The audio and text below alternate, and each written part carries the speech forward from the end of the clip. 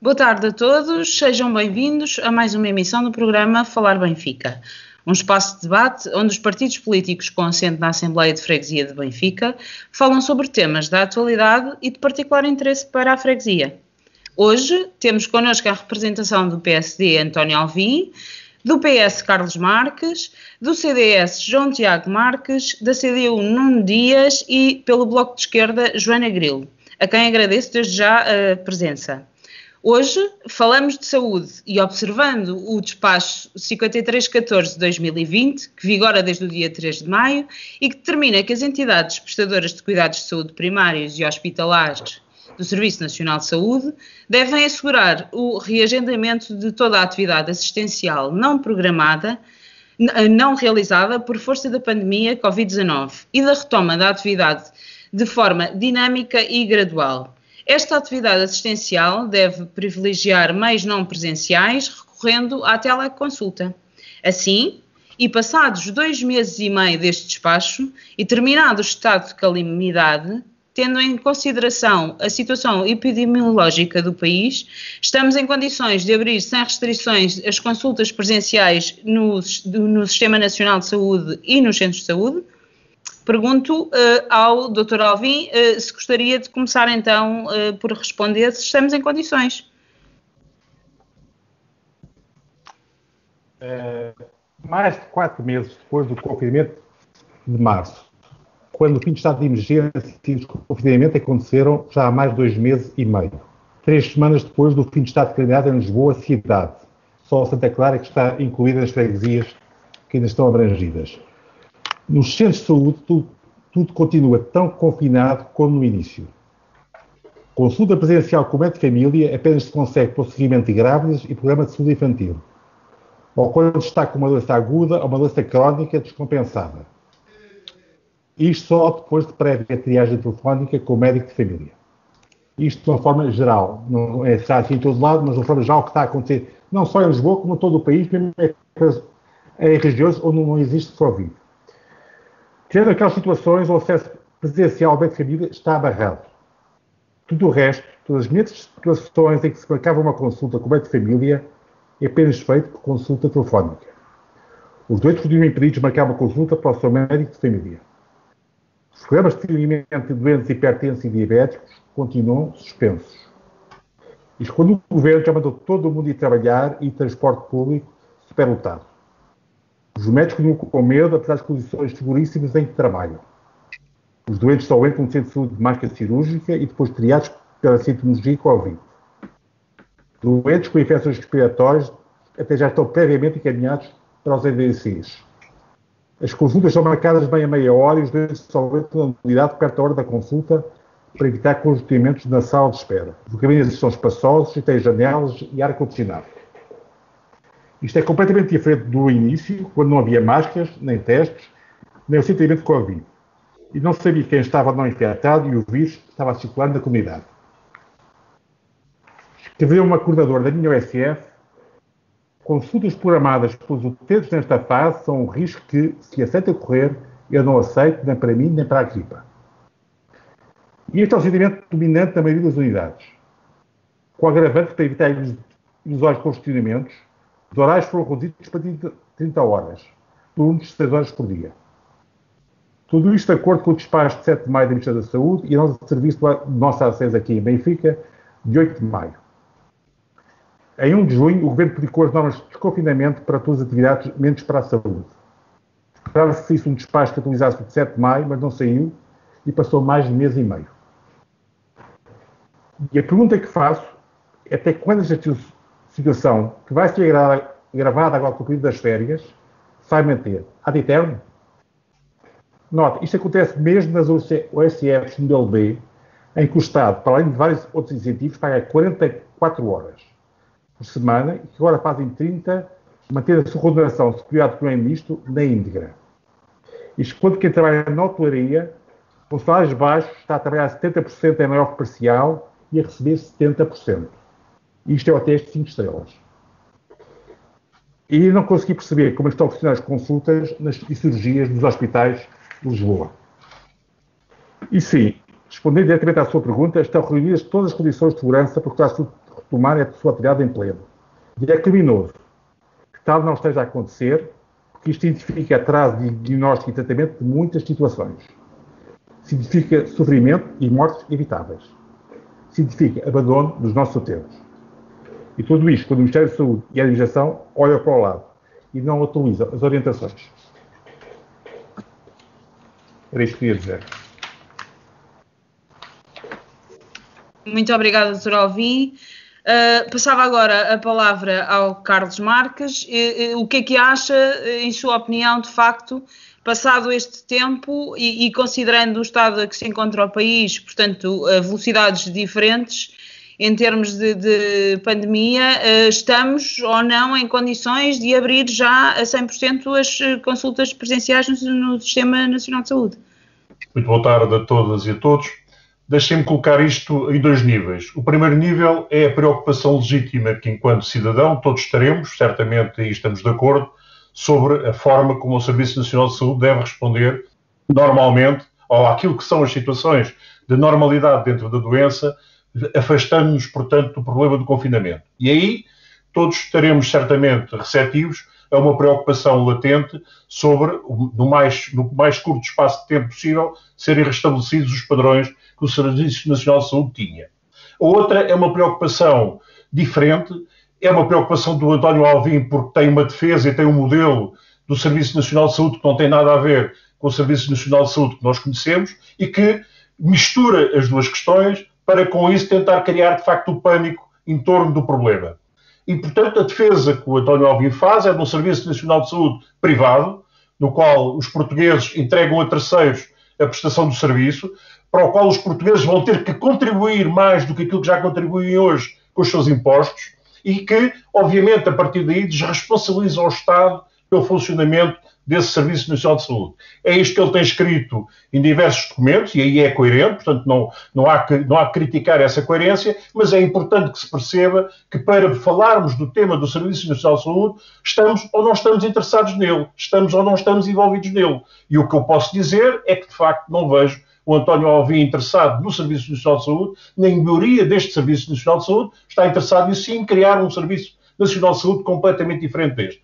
De resto, é curioso um comentário que fez no Facebook no dia 29 de junho, a propósito de uma declaração do Presidente da Câmara de Lisboa, preocupado com alguns comportamentos de órgãos intermédios da saúde, onde o António Alvim diz em determinada altura que quando os políticos em pânico, para se safarem, descobrem que afinal o Serviço Nacional de Saúde, que tanto elogiavam ontem, está nas ruas da amargura.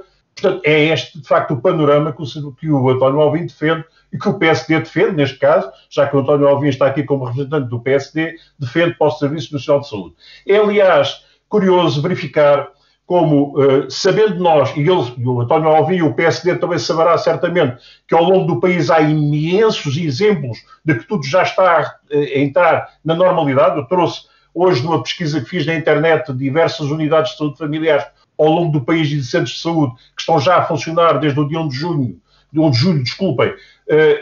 com consultas abertas e a funcionarem normalmente e, portanto, deixando de lado a situação que ainda, infelizmente, estamos a viver em Lisboa e Val do Tejo e, portanto, essa aí ainda tem alguns condicionamentos, como sabemos, mas não deixa de ser curioso que, quando existe uma recomendação do Ministério para sempre que for necessário ou para sempre que for tecnicamente adequado, o médico deve atender presencialmente o doente, o António Alvim pergunta se isto é o Ministério que quer passar a responsabilidade para cima dos médicos no atendimento do doente.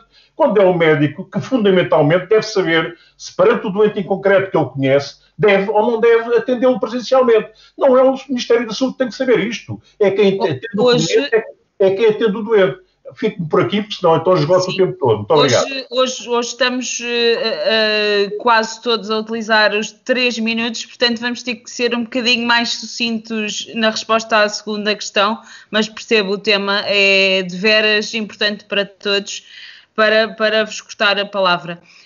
Joana, o que é que nos tem a dizer sobre isto? Estamos em condições de voltar às consultas presenciais? Boa tarde a toda a gente, primeiro que nos está aqui a ver. Estamos em condições de voltar ao Serviço Nacional de Saúde a funcionar. Acho que ele não deixou de funcionar e sempre foi adaptando à realidade que existe. Aliás, o o documento, o despacho que nos deram a ler neste momento e que tu mencionas ao início já não está em efeito porque já não estamos em estado de calamidade e o despacho diz explicitamente em estado de calamidade. Mas, claro, é um Serviço Nacional de Saúde que tem que se adaptar à realidade que existe no seu bairro e os centros de saúde têm que fazer isso, têm que se adaptar sempre, em qualquer situação, às realidades que existem nos seus bairros. E têm cada vez sido mais autónomos para isso, a forma como seguem as famílias, a forma como marcam consultas, tem havido esse processo de autonomização dos centros de saúde a nível do país inteiro. É muito difícil perceber ou levar como verdade absoluta aquilo que o Dr. Alvim diz, uma vez que, se formos ver o que acontece no centro de saúde, como o Carlos Marques disse, é muito diferente de sítio para sítio. E portanto, a mim faz-me confusão algumas coisas, sem ser o facto das consultas voltarem normalmente. As consultas não existem de forma igual em todo o país. Isto é muito claro, não tem a ver com a pandemia. Faz-me mais confusão, por exemplo, não falarmos do facto de ter havido um aumento de peso de 5 a 7 quilos por paciente e ter que haver uma estratégia do Ministério da Saúde para isso. Faz mais confusão ter havido um aumento de doença mental e de problemas de doença mental que já era um problema tão esquecido na nossa sociedade e pelo Ministério da Saúde e não haver um programa diretamente para isso. É óbvio que o Ministério da Saúde deve-nos lançar linhas orientadoras, mas os centros de saúde neste momento funcionam de forma autónoma. Já funcionavam antes da pandemia, Dr. Alvim. Portanto, o Dr. Alvim tem que pensar com a sua equipa como funciona melhor para os seus pacientes. Não é estar aqui a dizer que o Ministério não faz, o Ministério faz e isto tem estado a acontecer desde sempre. Agora, acho importante falar na questão da doença mental. Queria deixar aqui, há um programa na Câmara Municipal de Lisboa que se chama Lisboa Liga-te, onde as pessoas podem ligar para 800 916 800, é gratuito, anónimo e 24 horas. Estas questões colocam maiores problemas, a doença mental, o aumento de peso, porque o resto das situações tiveram sempre solução. Nunca se olhou para o lado, nunca se escondeu que existiam. Portanto, os doentes crónicos foram seguidos, crianças e grávidas foram vistas presencialmente o tempo todo, desde que estivessem com as vacinas em dia. Portanto, todas as situações foram tendo resposta e tinham resposta por parte do Ministério, como tinham obrigatoriamente de ter resposta por parte do seu centro de saúde. Não se entende muito bem aqui o que é que o Dr. Alvim quer dizer.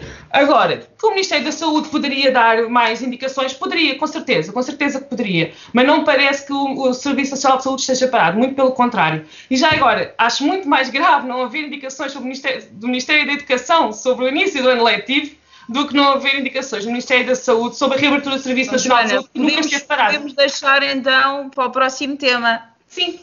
Falamos de educação. João, hoje está aqui connosco e já percebemos que temos aqui o país a vários níveis, centros de saúde a funcionar de formas diferentes. Qual é a posição do CDS face a isto? Devemos abrir sem restrições ou nunca paramos de funcionar os centros de saúde nos atendimentos? Bom, desde já, só confirmar se conseguem ouvir. Sim, tudo ok. Ok, pronto. Por não haver grandes falhas técnicas. Eu não quero também tomar muito tempo e quero responder o mais direto possível a essa questão e desde já dar as boas tardes a todos os ouvintes e todos estes nossos colegas de painel e reconhecer que eu não sou autoridade neste tema, não é a minha área, a área da saúde. Mas pronto, posso dar uma visão mais política e de prioridades políticas e, portanto, respondendo concretamente à questão, acho que se deve reabrir, devemos recomeçar as consultas que foram canceladas, as várias cirurgias que foram canceladas, as milhares de pessoas que estão à espera de poder ver os serviços de saúde a funcionar. Agora, sem restrições, também diria que não. É preciso haver alguma contenção, principalmente em condições sanitárias e algumas etiquetas de saúde, como o uso de máscara, distanciamento social, enfim, aquilo que a sociedade já está genericamente habituada. Agora, devemos abrir e para abrir vamos precisar de um esforço e um reforço no SNS, sem dúvida alguma. Nós estamos desde o início desta pandemia até agora, tivemos quase 4 milhões de consultas, 3,9 milhões de consultas canceladas, 93 mil cirurgias canceladas, Antes desta pandemia nós já tínhamos filas de espera enormes e preocupantes, e portanto vamos ter de fazer um esforço e um reforço no SNS, agora com uma visão de mente aberta, de capacidade de diálogo, de integrar toda a sociedade civil e portanto todos os órgãos que pertencem ao Sistema Nacional de Saúde, às clínicas privadas, às IPSS, aos particulares, enfim, às pessoas que trabalham nesta área, e vai ter de ser um esforço que vai ter de ser feito por todo o país e não só por uma parte do setor. Obrigada, João. Nuno, em último, mas não o último, o que nos diz é isto: estamos em condições de abrir as consultas presenciais a 100% ou ainda é cedo, pelo menos nas freguesias que ainda se encontram em estado de calamidade? Boa tarde, então. Boa tarde à Vera, que pela primeira vez está aqui connosco. Boa tarde aos companheiros e também a quem nos possa estar a acompanhar. Dizer que, pronto, procurando cingir alguns factos, a pandemia está aí, está para durar, infelizmente, ao contrário do que seria desejável, portanto, vamos continuar a viver nestas circunstâncias. E tal como, porque este tema é um tema, como sabemos, recorrente a ser debatido aqui, e tal como dissemos numa primeira vez em que isto foi debatido, no fundo, e hoje já foi aqui dito, quando estamos a falar do acesso aos cuidados primários de saúde, no fundo estamos a falar no acesso ao Serviço Nacional de Saúde. E, portanto, também é um facto que, em função da pandemia, e ainda ontem creio que possam ter tido conhecimento, se um estudo da ERSE que reconhece que houve efetivamente uma redução significativa na prestação dos cuidados de saúde aos vários níveis, tal como também já foi aqui dito, sendo ele nas consultas, sendo ele na realização de cirurgias, exames de diagnóstico, complementares, etc. Portanto, é uma realidade que temos uma pandemia que fica para durar, é uma realidade que houve uma redução na capacidade de resposta, é uma realidade também, já o falámos, as próprias pessoas, houve coletivamente aqui um receio de recorrer aos serviços de saúde para ver outros problemas por causa da pandemia e portanto, isto coloca aqui um desafio que para nós é central. E o desafio, falando na questão do Serviço Nacional de Saúde, é que já vai sendo tempo, efetivamente, de ter que se encontrar respostas, no sentido de não descaracterizar o Serviço Nacional de Saúde. Respostas que a CDU defende, que são no sentido de que temos que encontrar soluções porque não poderemos ficar indeterminadamente, digamos assim, reféns da nossa capacidade ou não de resposta ao Covid-19. E, portanto, ou seja, é tempo, efetivamente, e respondendo à pergunta, não digo ou não dizemos que de forma, digamos, descontrolada, mas é tempo, de facto, de retomar esta atividade, porque é uma questão essencial o acesso aos cuidados primários de saúde. E por isso, e para terminar, tal como disse anteriormente, a CDU propôs um projeto de lei com várias medidas que contemplavam precisamente, para que isto aconteça, o reforço dos meios do Serviço Nacional de Saúde, nomeadamente o reforço em 25% do orçamento do Serviço Nacional de Saúde. Portanto, é tempo de desconfinar de forma gradual, como refere o próprio despacho, e controlada, e que permita, de facto, às pessoas ter acesso à prestação dos cuidados de saúde. Obrigado. Obrigada, Nuno. Acho que podemos aqui, em forma de resumo, dizer que está certo para todos que é, de facto, muito importante retomar as consultas presenciais no Sistema Nacional de Saúde, nos centros de saúde em particular, mas que teremos que fazer com toda a segurança, quer para os profissionais, quer para os utentes. Portanto, teremos que aguardar se calhar um pouco mais, e talvez o facto de termos o país a vários ritmos ainda não permitiu essa normalização. Mas a importância é clara para todos. No seguimento desta questão da telemedicina, propunha-vos aqui como segunda questão a seguinte: o contexto do Covid-19 vai trazer uma oportunidade única para acelerar a implementação da telemedicina num formato de um Serviço Nacional de Saúde mais digital. Poderá ser este um dos caminhos para combater as listas de espera e reduzir os tempos de resposta a consultas? Dr. Alvim, começava por lhe dar a palavra.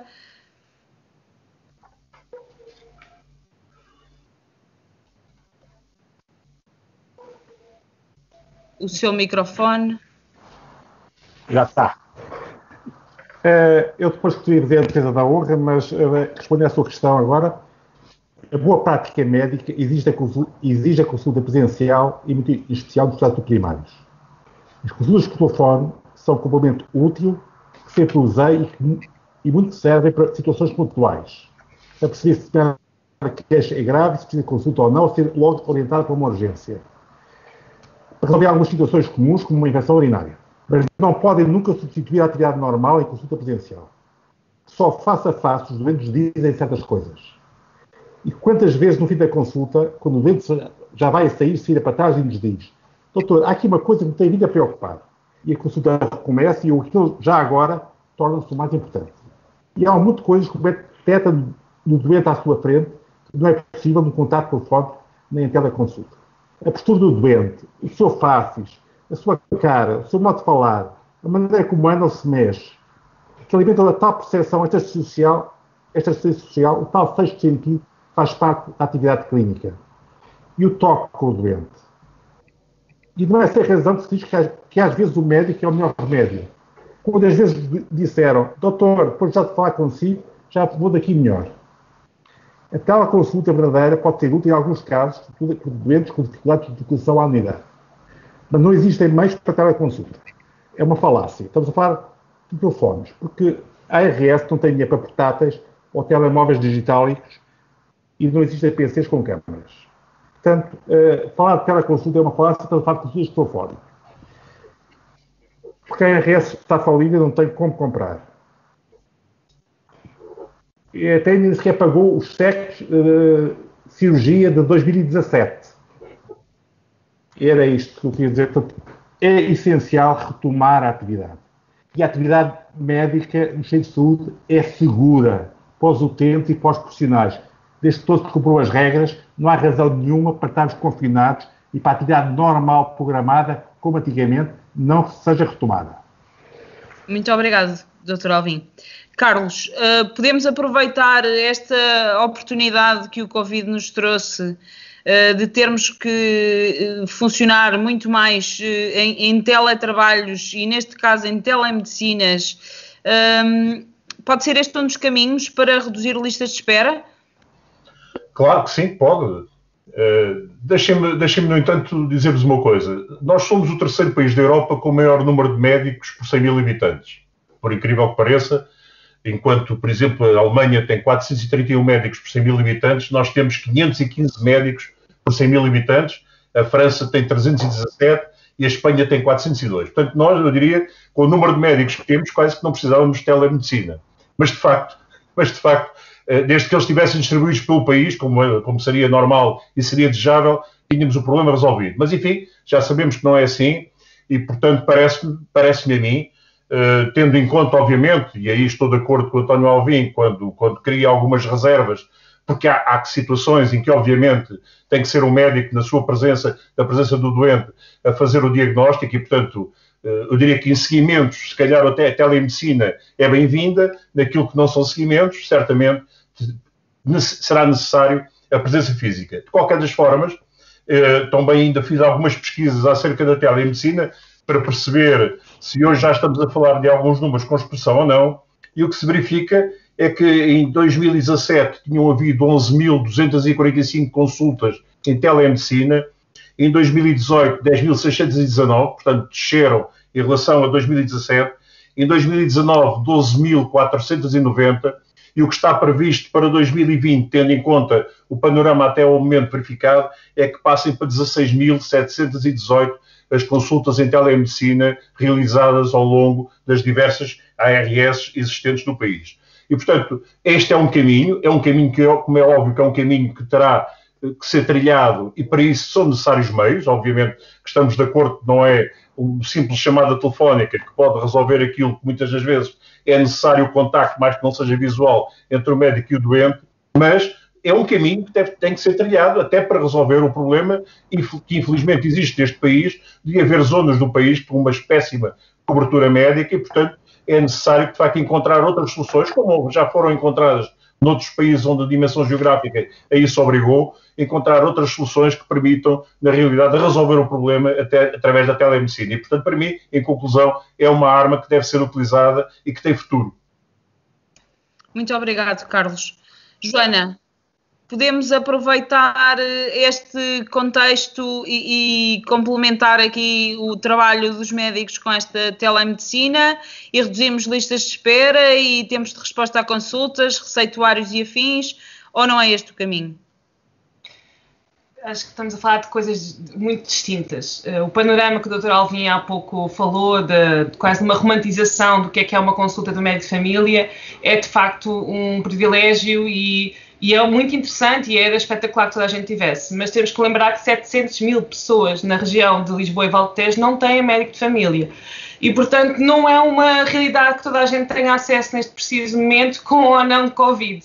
Portanto, já é um problema. Sabemos que o SNS 24 foi um sucesso. Foi um sucesso antes da pandemia, foi um sucesso na corrida às urgências hospitalares, foi um sucesso em várias frentes.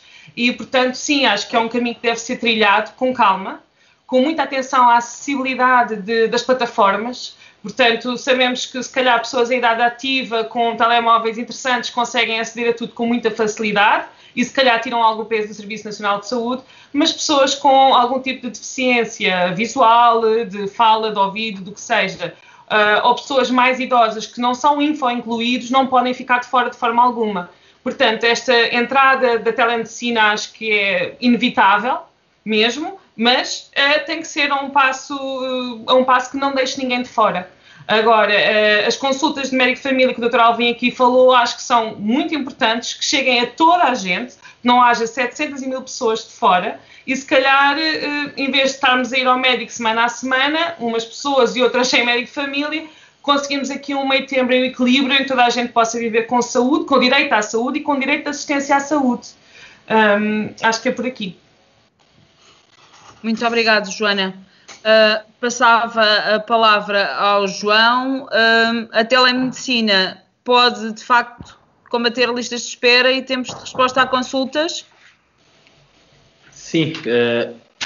Se há coisa positiva que o Covid trouxe foi aqui uma aceleração da digitalização de vários setores e, portanto, não é só a telemedicina, mas em quase todos os setores da sociedade, desde o retalho. As lojas online passaram a ter um impacto gigante na economia, pelo menos na economia do retalho. O booking, que já era habitual nos hotéis, que foi estendido até para restaurantes. Enfim, houve um processo de tal forma rápido que nunca foi visto assim um avanço destes.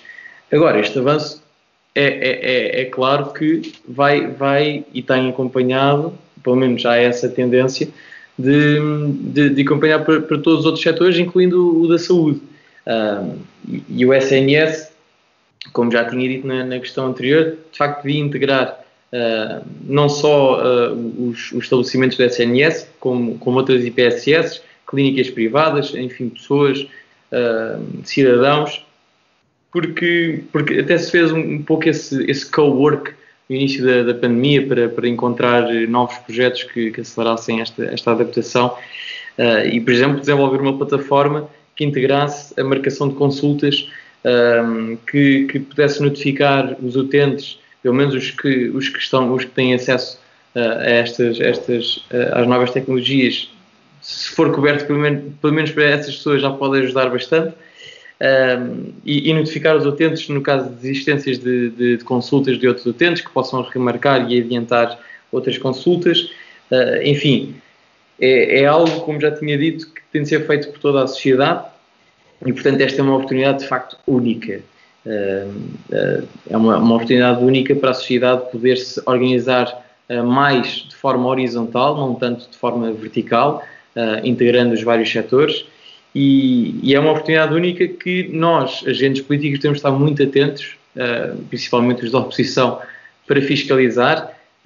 Enfim, o PSD deu a mão ao PS, diminuiu os debates quinzenais, há menos escrutínio, pelo menos nacional, no que toca à Assembleia da República. Há uma entrada de dinheiro enorme, das maiores dos últimos anos, e sabemos o que é que aconteceu quando houve esta injeção de capital da Europa, sabemos perfeitamente o que é que aconteceu, e com menos escrutínio, João, vou terminar. Peço desculpa. Eu temo que esta oportunidade possa ser perdida com erros do passado, e espero que tenhamos aprendido e consigamos aproveitar bem esta nova oportunidade. Obrigado, João.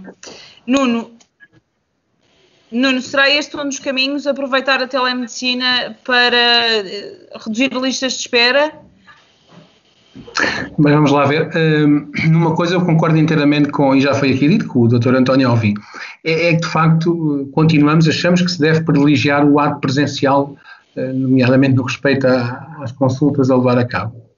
Em relação à telemedicina, eu creio que aquilo que se procurou fazer foi adaptar as respostas em função das circunstâncias, não é? Ou seja, fomos todos, e nomeadamente ao nível político, se quisermos, fomos confrontados com umas circunstâncias que levaram a que se tivesse que acelerar um pouco aqui este processo. A própria ERS diz que houve de facto um aumento do recurso à telemedicina, mas que os efeitos desse recurso à telemedicina, o impacto, digamos assim, foi muito reduzido, ou seja, variou muito pouco. E por isso, neste momento, apesar de ter sido uma resposta que foi útil, e continua a ser útil, naturalmente, não é claro, nem significa que esta seja, de facto, não está aprovado, que seja uma opção que dê resposta a estas questões. E acho claramente que não dá. É um caminho, mas não dará resposta. Isto também para dizer que, mesmo que falássemos e continuemos a falar nas questões da telemedicina, isto não basta apenas disponibilizar meios tecnológicos, não basta apenas falar também, como já foi dito, nas questões da info-exclusão, porque sabemos que uma boa parte da população não tem acesso, nem tem competências para a utilização desses meios.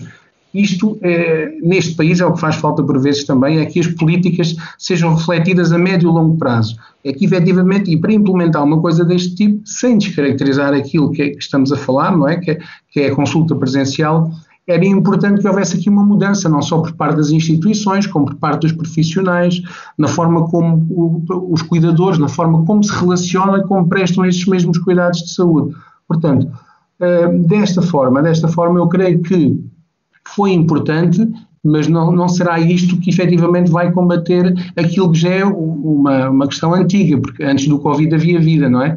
Havia vida antes do Covid, e a CDU sempre tem dito, e dissemos já aqui anteriormente, que fruto das políticas encertadas por diversos governos, particularmente pelo PSD-CDS, que ainda na última legislatura deixaram-nos um legado de cerca de 1 milhão de pessoas sem médico de família. Portanto, não será só agora com a teleassistência que se resolve isto. E para isso, e tal como disse há pouco, e não se tratando, e para terminar, não se tratando da K7, como por vezes nos acusam, efetivamente voltamos à questão que é necessário reforçar o orçamento da saúde, e fizemos a proposta em 25%, é necessário contratar mais profissionais, é necessário valorizar as suas carreiras, é necessário também contratar profissionais não só naqueles que dão as consultas, mas também de outros meios de diagnóstico e até pessoal administrativo, etc, etc. Portanto, esta é uma questão que tem que se procurar soluções a médio e longo prazo, efetivamente. Disse. Muito obrigado. Estou em crer que, em suma, podemos dizer que todos concordam, de alguma forma, que a telemedicina poderá ser aqui um complemento à consulta presencial e de seguimento, se assim poderemos dizer, garantindo de facto que ela é de acesso universal e que temos meios tanto da parte de médicos e profissionais de saúde como dos utentes para aceder. No mundo ideal seria um grande facilitador de vida, estou em crer. Portanto, desde já agradeço então a todos este interessante debate que tivemos aqui hoje e dava por terminado o nosso programa e voltaremos na próxima quarta-feira pelas 19 horas. Obrigada a todos.